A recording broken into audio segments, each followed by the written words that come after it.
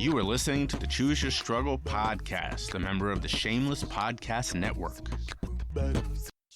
A quick shout out to my Patreon supporters. I am so grateful for your support and your love.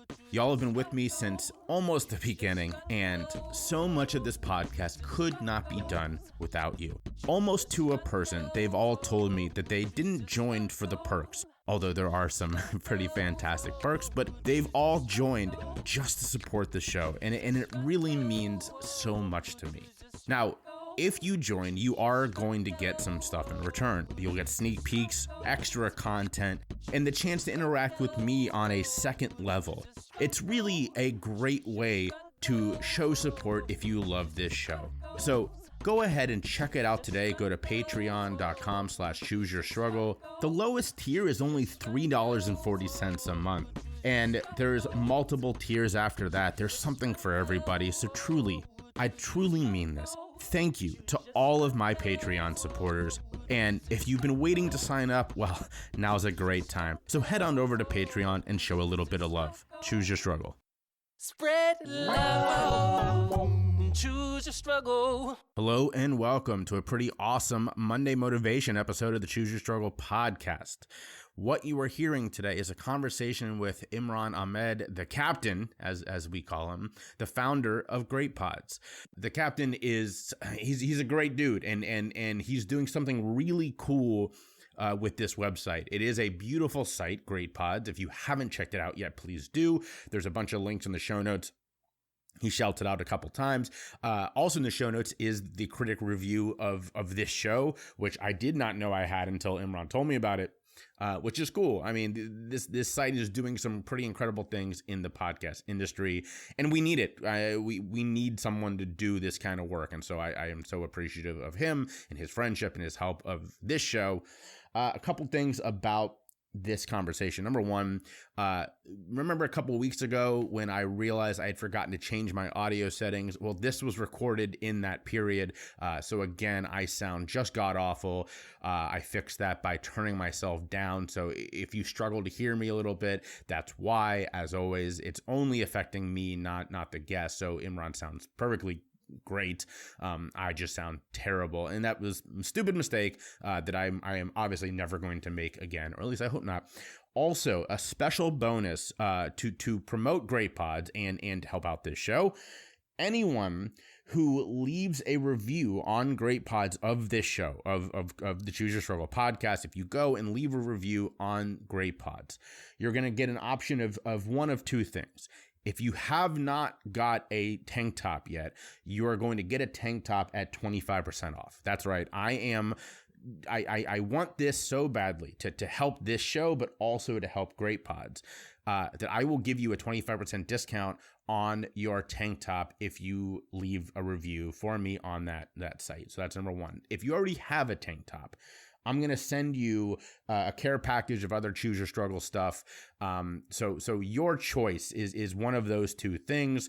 All you have to do is go to Great Pods, leave a review of this show, screenshot it, and then send that picture to info@jshifman.com. And that's info at jshifman, JAYSHIFMAN.com. All you got to do with your address and your choice of which of those perks you would like. Definitely take advantage of this. I mean, why not? It's going to take you 20 seconds of time, as you hear on this episode. While we're talking, I left a review for a different show. It took under 30 seconds. All you have to do is then send a picture of that to that email with your address and what you want. That's it. Super easy. And if you want a tank top, I will respond and we'll work it out that way. So definitely help out Great Pods, help out this show, and get something in the process. All right. Without further ado, enjoy this special Monday motivation episode of the Choose Your Struggle podcast. You and I were recording this the day that the 100th episode dropped. Congratulations on that. Got your email. Thank you. So when we scheduled this, I completely forgot to block today out, which is fine because it hasn't been nuts. But I've got 2 recordings today and a meeting, and I'm trying to work on the promotion that's going out and respond to all the people. It's a lot today, which is a good thing. That's an awesome thing to be able to say. So very good Monday. How about you? Well, I just got up. I think when you were saying that I had a deep voice, I mean, yeah, I've worked in like my college radio station and all that stuff with the mic, but I did get a brand new mic, the Shure mic. Wow, that's a good looking mic. And it has that ASMR quality too, if I just wanted it. And it got so very, I was like, this is so weird, but it's so cool. But I wanted it from that far away. Like my current mics that I've had for 20 to 30 years, they're normal mics. Whenever I did some sort of MCing, like I've had those mics and I know, but there have to be like right here versus this mic. It wasn't picking up when I interviewed you. Like it wasn't picking up. I had to be super close to the mic. I didn't want it super close. So this is actually picking up also the bass of the voice, which is cool. Super cool. Good, Mike. I want you to send me that when we're done here, because that's a good sounding mic. Yeah, it has an app also that you can adjust the tone if you want less bass, more treble, all that stuff. So they have these presets that you can play around with. But I picked the dark one because I do have a heavy voice and I want that to be shown through your ears. But you know what I like about your format is that I love going on tangents a lot. When they say a long story short, but I can't. Like I'll start telling that story and it doesn't end up being short. Well, so for the listeners, we're already recording. Most of that's probably going to get cut, but this will definitely be in there. So who you're hearing right now is the captain himself, the founder of Great Pods, and we got connected almost a year ago now. And listeners, you've heard me talk a lot about how I go to a lot of podcasting things, conferences, virtual stuff. That's how you and I got connected. And here's the sort of full circle is that you and I and Jen, who my listeners know because she's been on here and I've been on her show, Jen Treppick, we're all going to be together for a podcasting conference in August. So talk about a full circle moment. This so far has been a fun ride, even ever since meeting you guys at the virtual meetup, and it's gonna be so fun to see you guys in person too. Like it is that full circle moment. It's kind of a weird start. I've shared it with you, but like just talking about where I started was at UC Irvine has the college radio station. I went to USC. They had a college radio station, but this is after I graduated. And I had a bunch of friends in Orange County, California. They never wanted to come out to the LA side. So I would just DJ there on Saturday mornings at KUCI. I was looking for apps. And I was also looking to put it on demand as well. And so as I went through various apps, because KUCI was streaming, they had their own app to play on, but it kept on crashing. It never really worked. That's where I found the TuneIn app. And I used TuneIn for about a year. And I also was researching like on-demand sites. Now, of course, I didn't want to pay for anything. So that's where I ended up on Mixcloud. So Mixcloud was one of my first on-demand podcast platforms, and this is like 2009 or 10, and my episodes are still up there. Like I visited, my account is still there, and I listen. It's one of those cringy moments when you look back like 10 years, like, oh, like what was I thinking? But it was fun. It was still a fun year to do that. And then at that point, I was like applying to jobs of companies that I liked and products that I used. And that was TuneIn, one of them that I applied for. Went up to the Bay Area. I was in LA, Orange County. Went up to the Bay, interviewed there. The culture was like totally cool. Like there was like 10, 15 people in a retrofitted garage, plumbing garage across the train in Palo Alto. And I was just like, wow, this is so cool. I was super geeked out. I was in my suit, right? This is coming outside. When you go into in the Valley, they're like, everybody's in jeans and shirts, even for interviews. They don't care about the suits. They're like, ditch the suit next time. But hear me coming out from the outside.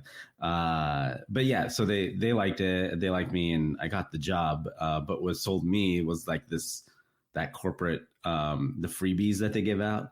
So not only here's a couple of t-shirts, man, have lunch. It's on the house. I'm like, wait, what? Are you telling me this lunch is free? But at that point, I got my curiosity, and I got to I was getting paid to experiment with stuff out of support. I was on the customer support, broadcaster support, helping users trying to figure out their audio struggles, whether they're regular radio stations on the app, they're trying to optimize, trying to get more listens through the app, or where they're just average Joe, me, just kind of wanting to create my own radio station or podcast. And that fascinated me, that I was able to help both of those customers out, and it helped speed up my learning about the platform itself on streaming and on-demand content. So that's where my education really kind of started, at the TuneIn app. And I was there for 7 years. One of the positions that I held was the emerging content, which was a new content discovery, new content partnerships. It was just testing. And what I like to do is test a lot. So there was a lot of testing going on in that department, where our business development person signed TMZ. And I was like, holy crap, how did you get TMZ? And complex networks. And what we do is we take their video streams, or their YouTube streams, and we would transcode that into on-demand content. So there was the guy from TMZ who's like, hey, da-da-da-da-da, and there's a celebrity hot take for a minute. We would take that, on-demand it, and poof, so those are the things that we would experiment with on the audio side, as far as where I was. And real quick about that, though, because I think for people who don't remember this as much today, but even if you weren't listening to podcasts, and by the way, for those listening, this was you were the head of the game there in podcasting. You were very early in that. But TuneIn, I use TuneIn not to listen to podcasts, but to catch up on sports, to listen to radio without having a radio. TuneIn was big. Yeah. Oh, yeah. I mean, to be part of, I guess there's multiple layers to the story, so it's kind of weird on which direction I want to take it with. But if you want to help guide it along on what you're interested in, picking apart, please do so. On that end, when I entered TuneIn, I was employee 10 or something like that. And so to see that, to be a part of a company that would get 100 million downloads in their apps across the board was so fascinating. It was just amazing.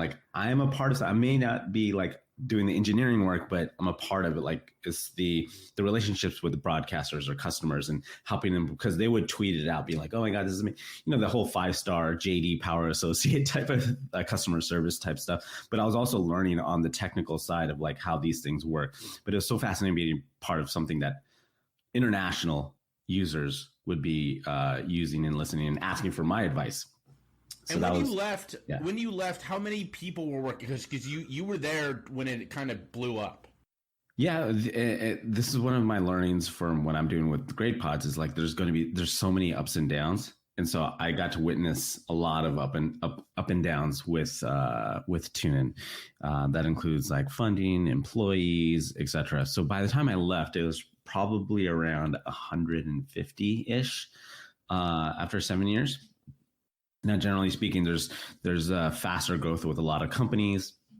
TuneIn wanted to take the steady route at that time, so which was cool. It was good to see. I had employment. It was great. I learned a lot from those ups and downs. You and I guess one more sort of interesting facet of that story, Cap, is that you were there at a time when our country sort of became fascinated with entrepreneurship again, and especially tech entrepreneurship. You were there when the guys that now are we see sort of everywhere, Elon Musk, Jeff Bezos, when their businesses were blowing up and these guys were becoming cult, sort of celebrities.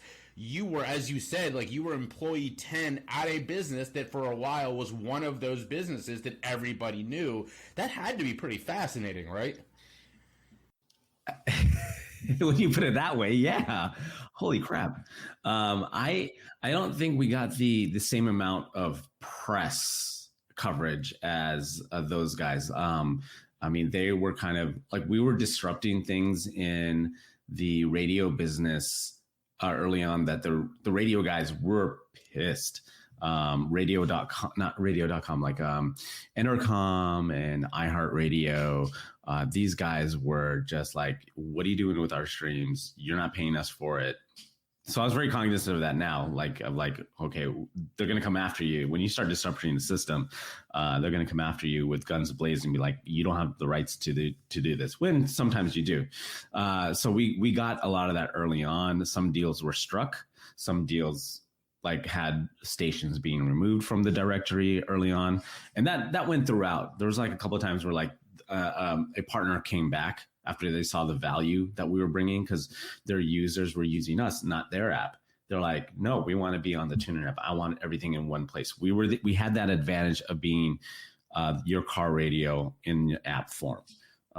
So it was a beautiful thing to watch that fight. Like I enjoyed not being the one that was fighting it, but the C staff, they're fighting through it, trying to figure out how can we make these deals happen. We don't want to lose the users, the listeners, but we also have incredible value bringing to the customer. That's something I saw early on, also fascinating to be a part of, is that providing value for that listener, that user. And we kept on trying to come up with new ways to do that.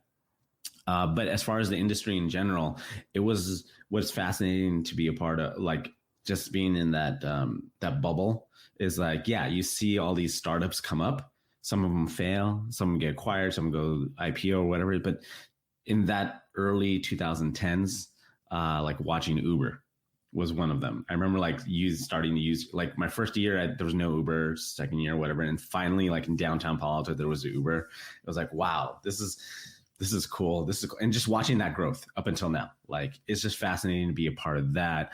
Facebook had just bought their brand new Menlo Park. Like there was a office space. They had not moved in yet. One of my friends was like saying, hey, you should buy property around here. I was like, it was honest. Like this is part of the property boom also. Like you cannot buy a house for, there was like a 2-bedroom, 2-bath house that I was looking at near the Facebook campus before they moved in. It was $200,000. Right now it's probably $500,000, and probably would go for all cash. Right. It's obnoxious how the property value, because they were moving in at least 10 to 15,000 new employees just to that area. And that was spread into like the suburban towns over there. So there was a lot of stuff that we saw that was just the economic boom, the Facebook boom, the Uber booms, the Lyft booms, all of that technology. Yeah, it was definitely fascinating to be a part of. So you're there, as you said, during all of this blow up for 7 years, right? And then you decide to take your talents somewhere else, like LeBron. I realized I was. This is the part where I try to figure out what went wrong, what went right, what to improve. I kept putting a shadow over my, shadow. Okay. I kept putting like a cloth over my eyes, like as if everything was just great at TuneIn. And this could go for any employment that you stay on for too long. There was like a lack. They enjoyed my spirit. They enjoyed my culture that I brought. Whether it was new or old employees, I was always excited to meet new employees. I took the time to meet new employees, but I wasn't a CEO, right? But I was the regular guy that was like, hey, nice to meet you. We're not going to interact at all, but I'm just saying hi, as if I was part of HR or something. But I realized like that's all they kind of really cared about at some point. And so in the last 3 or 4 years, it was just, that was like a more of a just low valley downers. And then there'd be spikes of coolness to it. So I was in that point where I barely took any vacations either. And so I would only go down to LA to visit family or whatever. I didn't really take many vacations at all, even though they give you unlimited vacations. And that's how they get you. They get you with unlimited vacation. They expect you not to take any. Otherwise, they'll just be all snooty. But Yeah, I didn't take any vacations, and then I just kind of get burnt out at that year, and went to a wedding before I left TuneIn and in Europe, and I was like, wow, I need to come back to Europe. This is amazing. Like, this is it. Like, I'm leaving. So we separated. It was heartbreaking because I'd spent a lot of my Bay Area time with TuneIn, and took time off. I took like probably 8-9 months off, and traveled to Europe for 3 weeks. Went around the States, went to like Portland, just kind of going to cities I've never been to. And then I started looking again and ended up at Himalaya Podcasts. So Himalaya Podcast app was an up and coming podcast app. I thought about what I wanted to do in the audio industry. So also during that sabbatical time, I was talking to my friend who I met, one of my first friends at TuneIn. He was business development and eventually became an engineer, and my current CTO and co-founder of Great Pods, Sebastian. He and I were just talking about what we wanted to do in the audio space since we had that experience. Now, he had left after 4 years, but he had done a lot of stuff with BMW, Android, and all these other engineering departments for these big names on the Silicon Valley coast. So using that expertise we talked about podcasts, and we've listened to a bunch of podcasts. We're using all sorts of apps, including Himalaya app. And one of the major problems with these apps were they were regurgitating the same thing. The recommendation system is that they're just, you're using a computer algorithm. Like, we're going to have the best computer algorithm to recommend you the best podcast. Well, great. What if that's the same thing as Apple? Apple is going to do the same thing as Himalaya, and then Himalaya is going to do the same thing as TuneIn. You're just regurgitating the same audience. Here's something that we're trying to get more people to listen to podcasts. You guys are just fighting over the same audience. So no way we're going to grow. If you're talking about monetarily, no way you're going to grow to 2 billion if you're just going to sit there recycling the same audience. So that was like just the thought of it, of Great Pods coming through. So when I went to start working at Himalaya, and it was cool to be a part of a startup again. It was like 10, 15 people. They had the ambition of being obviously the best podcast app out there. I enjoyed the interface. I enjoyed working there. I was on the operations team. So we're trying to build the bones of an operations team here in the States. And so built out the support team, operationally, how things should work when we want to feature podcasts manually, as well as the newsletter. And 3 months in, they decided to pivot into learning audio instead of podcasts. And that's where I was like, wait, that's not my passion right now. That's not my passion. It's not what I want to do. I was here to help you guys make it the best podcast app ever. Then I started doing a lot of manual data entry. I was like, I've not spent my life right now to do manual data entry, especially for somebody else. Right. If I'm going to do that, that's like when it clicked for me, is like, if I'm going to do manual data entry for something, it better be for me, and it better be for my own thing. Like, you can't be paying me. It's like, you have an engineer available for you. You have them write a script, and our CEO is an engineer, or supposedly an engineer. I didn't do a background check on him, but I asked him, I was like, why didn't you? And my roommate, who's an engineer, asked the same question, is that why wouldn't you as an engineer write a simple script that would ingest new content? So we had probably 300 episodes from a big name partner that was video. So remember that time I was just telling you, like, TMZ video, and we're transcribing it to, now these guys, like, fast forward 5 years later, I'm seeing this again.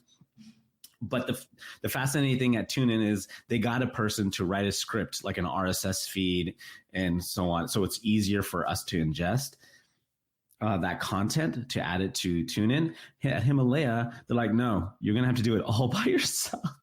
You're going to have to transcode it all 300 of those episodes, learning episodes. You're going to have to do everything manually. And again, like we did it, but that was towards my end of my Himalaya career, because that's when I started the weekends and evenings talking to Sebastian about actually doing this. It's like, look, this is what's happening. I don't want to do this anymore. Like, they're actually doing manually. That's what you should be doing, like when it's 2 or 3 people, like what I'm doing right now, until we hire engineers to help make it better and easier and automated, all that good stuff. So, end of September, during the summer, I launched like the newsletter, like a half-assed newsletter. And then at September, I left Himalaya and started doing the newsletter full time for Great Pods, and started making the bare bones of the website during that time frame, and launched it in November-ish for Great Pods. And Great Pods. So question about that real quick, because so you and I met last August, right? So it was December. It was December. December? Yeah. What? How have I only known you since December? I think it was like a Christmassy like themed background. So I guess what I didn't realize is, and this is I guess a pat on the back for you, Great Pods is only like 7-8 months old. You could say it's officially 7 to 8 months old. Yeah. You had to carry that baby before you gave birth to it, but the baby was born about 9 months ago. I thought like the website being what it was when I met you, and it was kind of like this weird black and white, just tossed together kind of website. I thought it was tossed together. It really wasn't tossed together. That's a disservice to the engineers that worked on it. But my friends, I had like one friend, I just kept on trying to like ask questions to all of you guys, including yourself. And some of my startup friends. I had one startup friend that had built and sold one company. So I got one.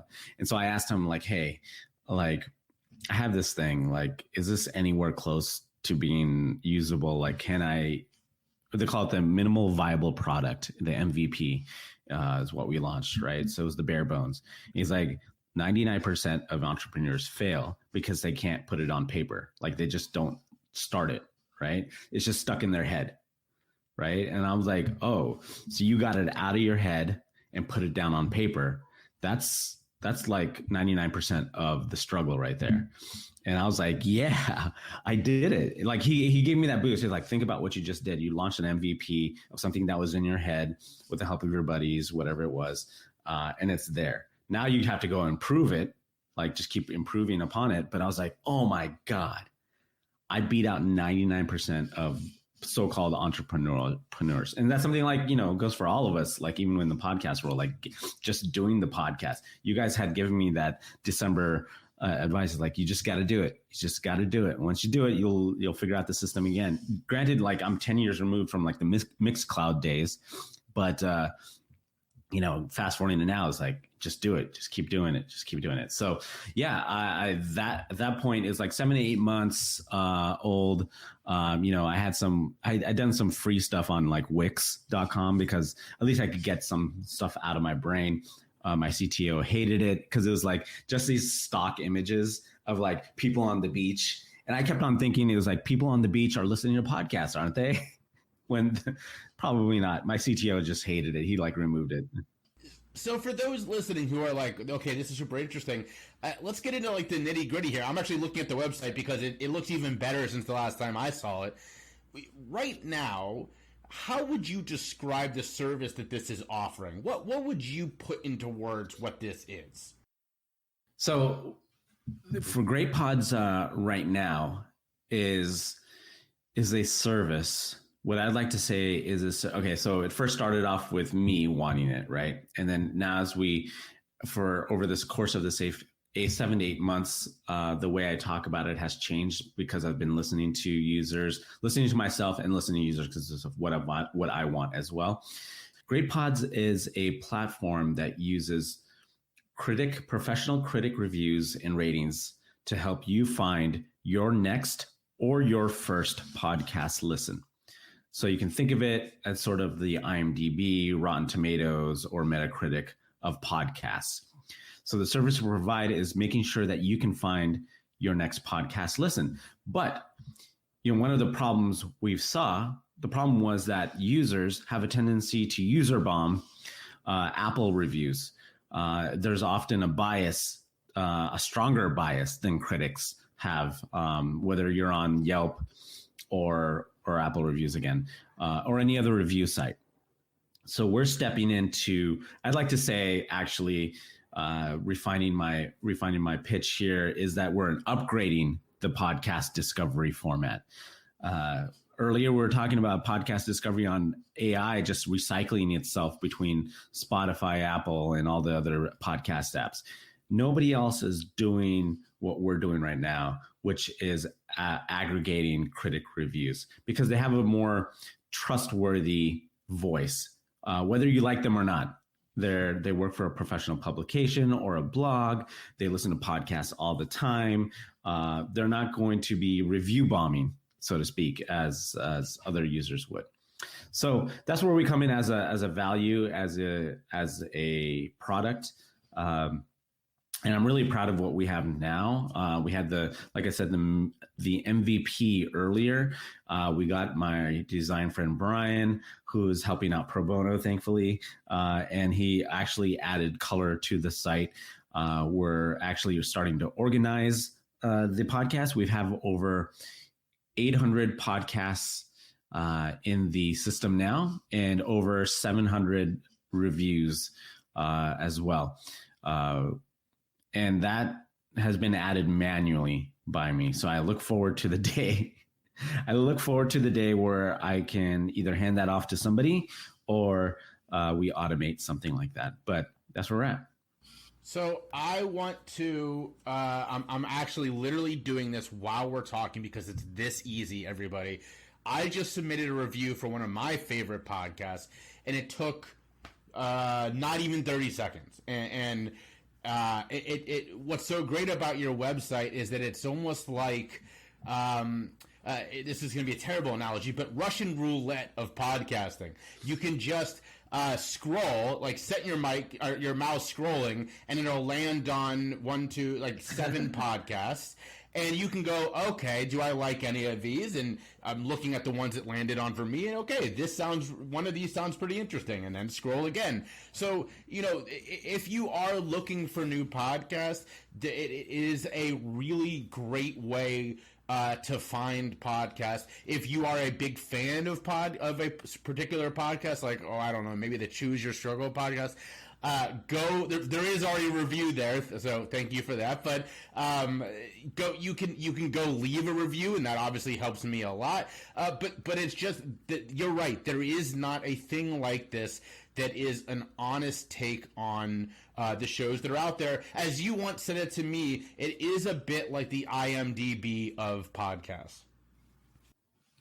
Yeah, and so thank you for that. And I actually, I just took down the note of maybe calling a section the Russian roulette section. We'll just have the roulette section, like we'll make an automated thing, and you just have to hit refresh, and it just kind of like, it's a dial that spins it, and then just like lands on a podcast in a review. I'm going to explore that. I'm actually going to explore that. So what I was saying earlier for the listeners is that I didn't realize this was so young, because it is such an awesome product already that, and you're very clear at the top that this is still in the beta testing phase. I can't imagine how amazing this is going to be when it's the full 100%, grown up version of this platform. Yeah, I don't know. Like, I am just excited, surprised.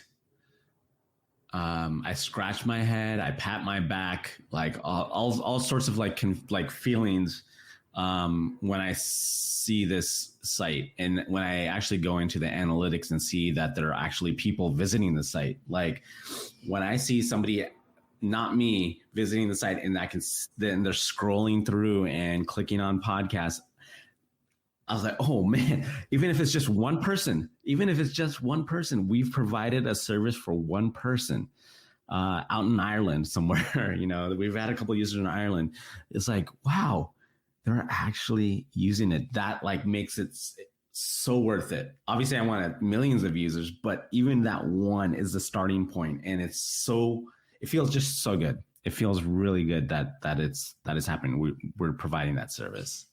And you're not doing a whole lot of advertising yet. I mean, you have your newsletter and you're on social media. And I do like, by the way, that at the top of your website, it has all of your links right there in an easy to click on way.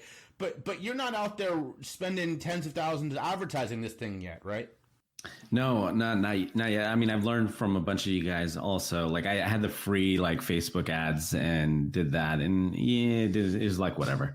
But yeah, there's no point. I mean, everything that I've been reading, listening to everyone, like advice, as well as reading, kind of points in the same direction of, Facebook ads or Instagram or Twitter, whatever it is pretty much good for when you are doing performance. And I saw this at TuneIn as well. So it's kind of like just a permeation of everybody's advice, like putting into action. Do not do that until you are more mature in your product. Performance marketing is like user acquisition is when you have funding of $20 million and you can spend a full $1 million on performance marketing, because that's what makes a dent. Me putting $10 in there and doing it on Facebook ads didn't make a dent at all. Like, sure, I got impressions, but how many people clicked from those impressions is like less than 1%. And I'm not going to put my hard-earned dollars in that. So instead, we'll put that hard-earned dollars into the actual bones of the website. So everything from like who's hosting it and whatnot. And this goes along with the products that you use, I'm sure, in the audio department. It's like you're building the bones of your podcast in your brand name that you have. You're going to build the bones. Like, you don't need to like pay for outside advertising yet. Like, none of us are. I'm not there yet. I can't speak for yourself, but for me, we're not there yet. I would love to spend it once we get millions and millions of dollars of funding in the future. But I'm excited for so I'm super excited for the long-term vision. One of the hardest things to do in the startup world is to focus. And I was listening to a podcast. It was a Y Combinator startup podcast. Y Combinator is the big accelerator out here in the Bay Area. Now, they interviewed the Groupon CEO. This is a couple of years ago, maybe 3 years ago. And as they were talking to him, they asked for advice because they scaled up pretty fast. He said in this pre-days, like the beta stages of Groupon, was that they had 9 features they were building, and it was going to take I'm paraphrasing here, but it's like 9 months to build that version. And they weren't ready to launch like 1 or 3 months. And what they learned was that when they launched with those 9 features, which took them 9 months to build, they saw that users only used maybe 2 features out of the 9, which they could have shipped it 2 months into the build. Like 7 months earlier, they could have released it. And his main advice is like, you should focus on 1 or 2 features. That's it. Don't waste your time. Launch it and learn from those users, and let the users start to guide you. And so that really stuck in my mind doing the startup. I have a laundry list of what I want to do in the podcast space. And one of the hardest things for me to do is just remain focused on professional critic reviews. Like, I want to do user reviews as well, but it was a hard struggle to get friends to actually write reviews. It's still there on the website, as you can see. If you write a review, great, we'll add it. But something that to go after, since there's only 3 people, you have to like choose your focus. And so I chose going after critic reviews, since nobody else was doing that as well. And so far, I've met 2 or 3 writers, establishing connections with the studios. I'll tell you, one of our other successes in this up moment in the last 2-3 weeks is that I've been introduced to some studios within like ABC Audio, Amazon, and I want to say like iHeartRadio contract, and putting them in touch with writers that write about critic writers that write. There's a disconnect there. It was fascinating to see that. I was like, oh my God, there's a disconnect between critic writers and studios, I would always see a brand new podcast come out. Maybe Apple features it, Spotify features it, but there was no critic reviews around it. I'm like, this is a big iHeartRadio release, or this is a big Amazon Studios release. There's no critic reviews. In the movie industry or TV industry, you would always see like, hey, riveting from New York Times, or, you know, that sort of 4 stars, 5 stars. You'd always see that a month earlier, a month before release of a movie or TV. And that's something I wanted to fix in the podcast industry. You have over 2 million podcasts to listen to. How do you know which one's great? You don't. And sometimes you also often go to one of these websites to look at reviews to see if you want to spend your time making that decision, listening to a podcast, watching a movie, watching a TV show. So with that disconnect, I created a website. I did a test free website to get it out of my head, to learn about how podcast critics and the studios communicate. And they don't, because it's never been established. These connections have never been established before. And so I took this as an opportunity to start introducing myself and Great Pods to writers, which they appreciate, because now they're writing. One specific writer said, I thought nobody was reading my reviews, and I was about to stop. But now that you have this platform and you're adding it to it, I'm more than happy to continue writing reviews. And I'm like, whoa, okay. I got him in the nick of time, first of all, but it was amazing. So that it felt good, but establishing that connection.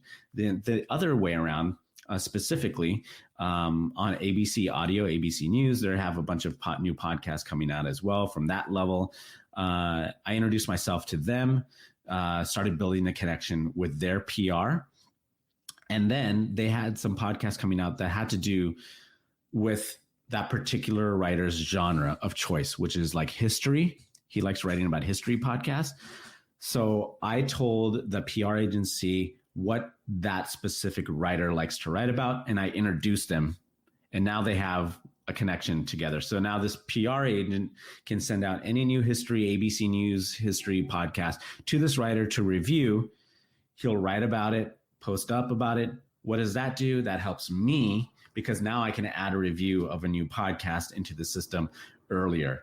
And now Google and Bing and all these search engines will be able to find it, and we have traffic into our system. So bridging that gap right there, and hopefully producing a new, I don't know what it's called, if you can help me. It's not an industry, but upgrading the industry. Let's just go back to upgrading the industry into communicating with each other. So yeah, I think that was a big lesson that I've learned in the last probably 2 to 3 months. It's pretty fresh, is introducing these writers and studios together. Well, I think if nothing else, that is an incredible reminder that while a lot of people may think that the podcasting industry is like, you know, some big juggernaut, it's still very early. That, you know, the listens to podcasts is still not that big of a thing. So thank you for all you're doing, and thank you for helping upgrade the industry as a podcaster. Thank you for that. If someone is listening now, this is the time where I want you to shout out all of the things. Obviously, where to find the website, but, you know, the social media and how people can get more involved if that's something you're looking for. Yeah, you can follow on all the socials at Great Pods. You can follow on the website. That's greatpods.co, not .com, because that's owned by coffee. So greatpods.co. And you can sign up for the newsletter on greatpods.co, or you can go to greatpods.substack.com. Awesome. And I definitely recommend the newsletter. I discover something pretty much every week.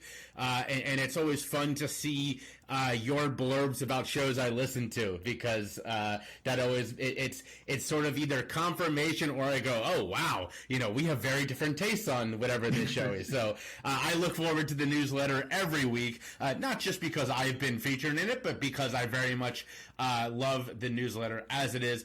Cap, thank you so much for taking the time today. And I really do hope, listeners, that you go check out Great Pods, not just because I am a podcaster myself, but because I enjoy podcasts. I use it, and I think it's a wonderful website. Well, thank you, Jay, and I appreciate it. Go check out Choose Your Struggle. You can find it at Great Pods.